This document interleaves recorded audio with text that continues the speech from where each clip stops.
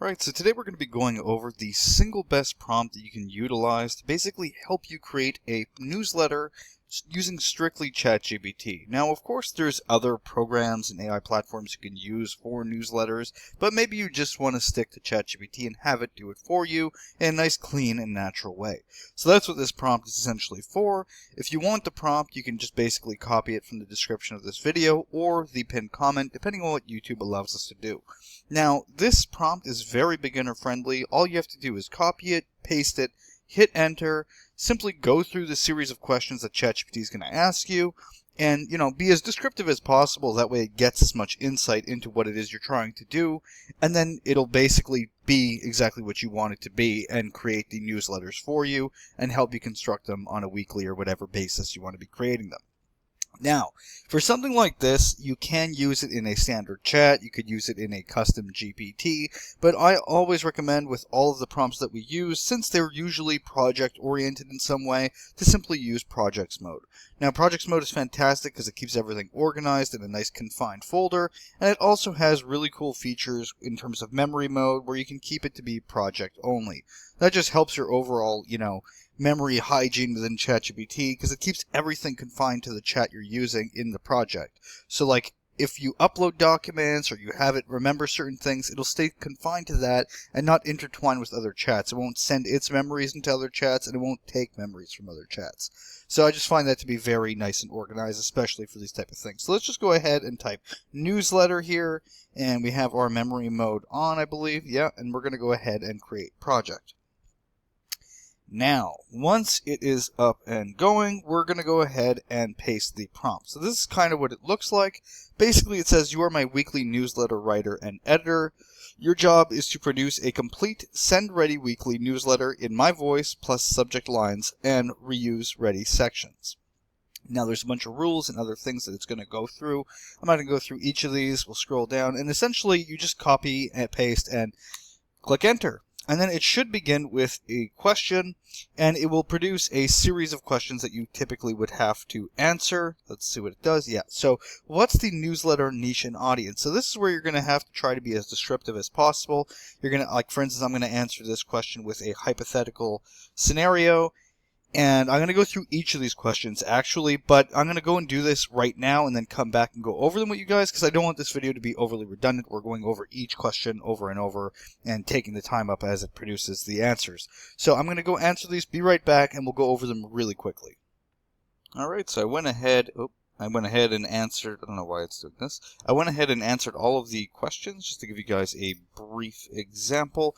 All of them are just very generally, my responses were extremely general. I wasn't trying to be too descriptive because I'm not actually writing a newsletter here, but just to give you guys an example of the way it would work. So, for instance, it says, what's the newsletter niche and audience? I just said modern video games for teens and up. Then asked, what's your newsletter vibe? I just said casual and witty. All of these are mostly multiple choice, so you can just go ahead and answer it super quickly.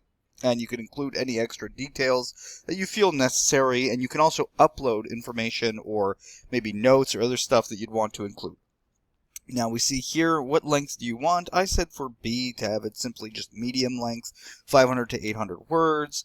What's the main theme? I just said for ARC Raiders updates, which I clearly spelled incorrectly. Then we go down a little bit. Do you have any points, links, or notes to include? That's where I was saying it would be helpful to have those. You can upload them. I just said none in this case, so it doesn't have much context to work with, but if you had those, it would really help. Then you see here, do you want curated links? I just said yes. I'm not even sure what they would mean in this context, but do you have a product or offer to mention? So if you had something like a CTA or some sort of referral link or something to make some money, you can go ahead and include that. As for me, I just said no, because obviously in this hypothetical situation, I don't.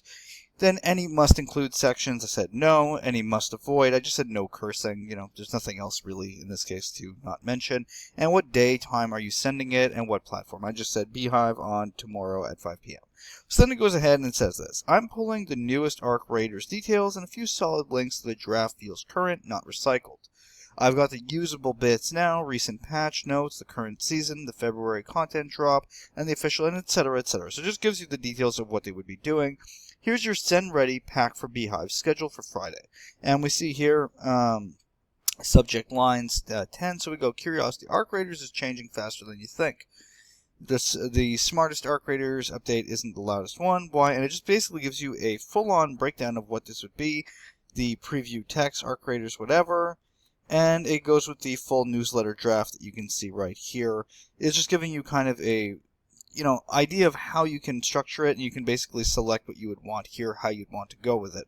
Then we scroll here, and this is just the full newsletter draft, and you can basically just take a look at what it would look like in a hypothetical situation where you would accept this. It gives you the full newsletter, which looks pretty fantastic. It talks about the patch, which was rolled out on the 17th, and 1 week earlier, patch 1. Whatever. So we scroll down a little further.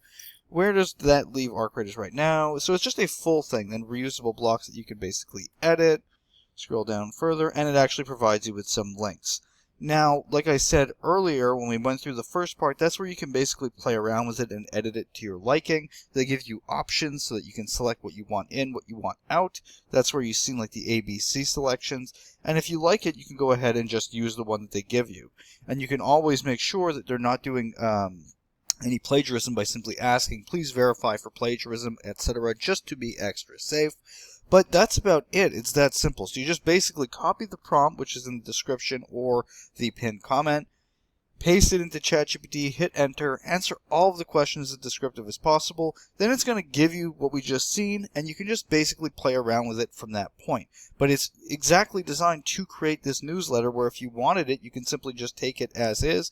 And as you see here, it also gives you the reusable blocks you can utilize as well for, tool of the week block and things you'd want to use in following weeks if you were to do this every week.